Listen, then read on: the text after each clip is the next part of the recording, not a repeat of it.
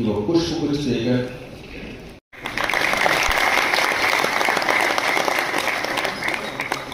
और पंकज के पास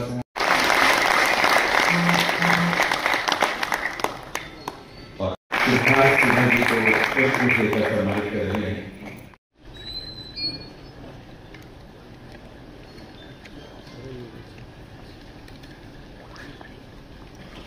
कि अर्थव्यवस्था जो है देश की अभी चौथे नंबर पे है। अब इसको आगे बढ़ा तो कैसे बढ़े? अब कहते हैं स्टार्टअप, भाई कुछ ना कुछ तो करो तभी तो आगे बढ़ोगे। अगर हर व्यक्ति एक बात दिमाग में सोच ले, भाई मैं कुछ ना कुछ करूं जिससे वैश्विक तरीके से सोच बढ़े, भाई हम दुनिया का मुकाबला कैसे करें। आज ऐसी परिस्थितियों में हमारा देश गुजर रहा क्योंकि हमारी अर्थव्यवस्था मजबूत होगी। और देसी सी बात है, वैसे गांव के अंदर हम बड़े बुजुर्गों से सुनते हैं, भाई जिसके घर में दाने उसके सारे सियाने, और जिसके घर में दाने ना हो वो सियाने भी जाने। अगर हिंदुस्तान की अर्थव्यवस्था मजबूत रहेगी तो हर भारतवासी मजबूत रहेगा। किसी चीज को बढ़ावा देना हो तो उसको सेल करने के लिए एक जगह जरूर मिलती है। अगर हम कहीं जाके बेचेंगे फिर उसका रेट कम मिलेगा, अगर कोई आके खरीदेगा उसका रेट ठीक मिलेगा। मार्केटिंग होनी जरूरी है। हमारे यहाँ प्रदेश में पंजाब है, हरियाणा है, अब हमारी फसलों की मार्केट है। MSP तय कर रखे सैनी साहब ने नोटिफिकेशन कर दिया सारी फसलों के। मोदी जी ने यह कहा था भाई किसान की आमदन दोगुनी करेंगे। भाई कोई अगर किसी के मन में शंका हो, मैं किसान, कोई निर्णय इस प्रकार का कर देती थी जिसकी आवाज बनकर के व्यक्तित्व सरकार के कानों तक पहुंचाता था। इतने लंबे कार्यकाल में विपक्ष के नेता होते हुए जिस महान व्यक्तित्व ने विपक्ष की भूमिका को नीचे गिरने नहीं दिया, ऐसे महान व्यक्ति, पराक्रमी व्यक्ति, और जब जिनको समय मिला इस देश की सेवा करने का तो उन्होंने इस भारत मां की मजबूत विकास की नींव रखने का काम श्रद्धेय अटल बिहारी वाजपेयी जी ने किया, जिनका आज हम पुण्यतिथि मना रहे हैं। और आज इस अवसर पर जब हम मधुमक्खी पालन के राज्य स्तरीय इस कार्यशाला में हम एकत्र आए हैं, इस अवसर पर हमारे कृषि एवं कल्याण विभाग के कैबिनेट मंत्री श्याम सिंह राणा जी, हरियाणा सरकार के पूर्व में मंत्री और इस क्षेत्र के हमारे नेता करके मुझे भी बड़ा गर्व और हर्ष हो रहा है। जैसा मैंने कहा है कि इस धरा पर एक नए कृषि यज्ञ, हम सब जानते हैं, एकीकृत मधुमक्खी पालन पर विचार मंथन करने के लिए हम यहाँ एकत्र हुए हैं।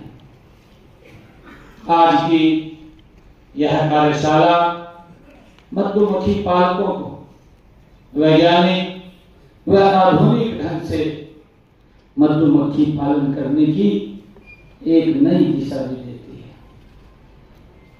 मैं सोच रहा था कि आप मधुमक्खी से कितना प्रेम करते हैं, प्यार करते हैं। शहद उनका निकालते हैं तो आपको कुछ नहीं बोलती, कुछ नहीं कहती, अगर कोई और छेड़ेगा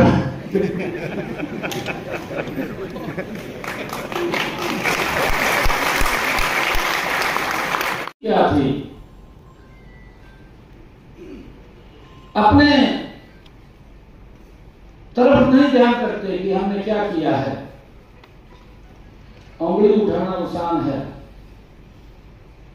परंतु करना और उसको धरातल उतारना वो कितना कठिन है आप सब जानते हैं। आपकी मेहनत को हम सलाम करते हैं।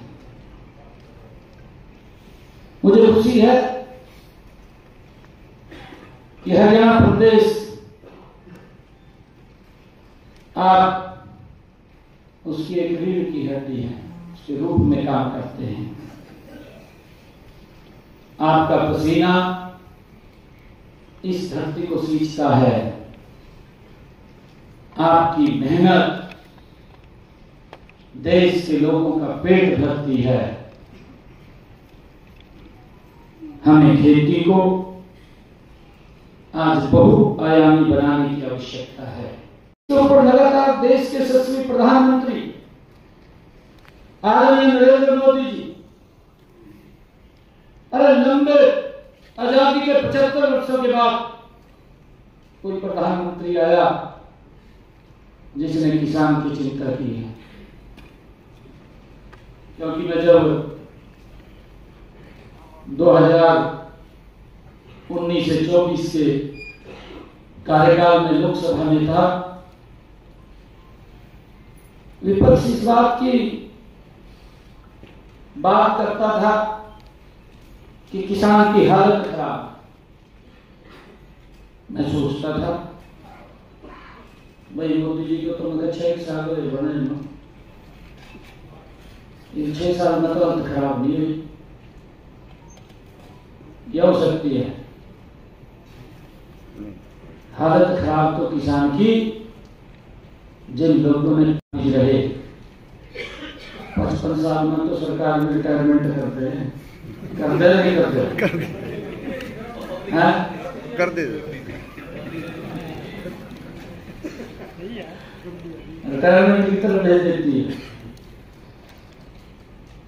भी उनका कार्यकाल अगर देखें तो उससे कम से कम ये तो पता चले कि क्या किया है, क्या हुआ है।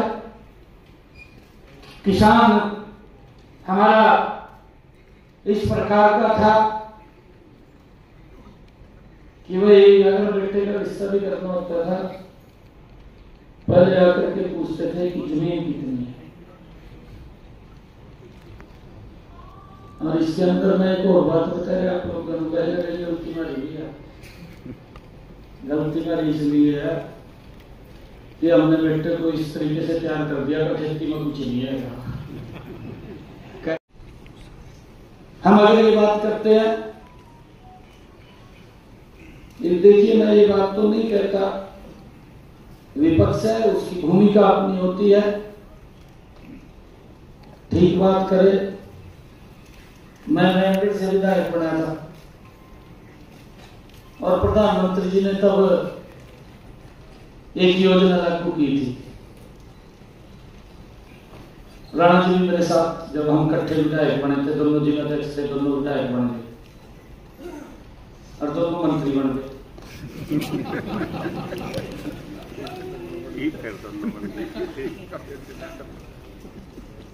प्रधानमंत्री जी ने फसल बीमा योजना लागू की। फसल बीमा योजना लागू की, वही कोई योजना लागू होती है, अगर उसमें कोई गलती हो सुधार भी होता है, होता है नहीं होता, उसका सुधार होता है। कोई नई योजना आएगी उसमें कुछ न कुछ कमियां रहती हैं, ऐसा नहीं है कि हम उसको 100% करके लागू कर देंगे। आप लोग उसके अंदर बताएंगे, उसके अंदर दुरुस्त करेंगे, दुरुस्त करके वो धीरे धीरे करके लोगों के बीच में उसका लाभ मिलेगा। और सरकार यही सोचती है, आदरणीय प्रधानमंत्री जी की यही सोच थी कि मेरे किसान की आय बढ़े, मेरा किसान मजबूत हो, मेरे किसान। और प्रधानमंत्री जी ने योजना चलाई, फसल बीमा योजना लागू की।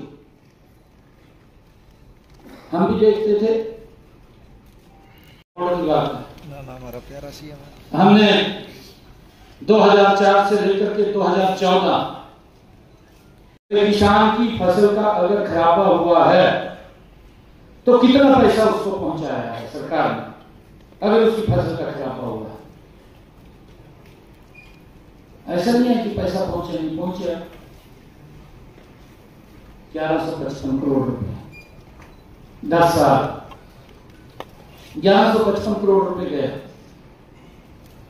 किसान की फसल खराब हुई, किसान को जितना मुआवजा मिलना चाहिए था नहीं मिला,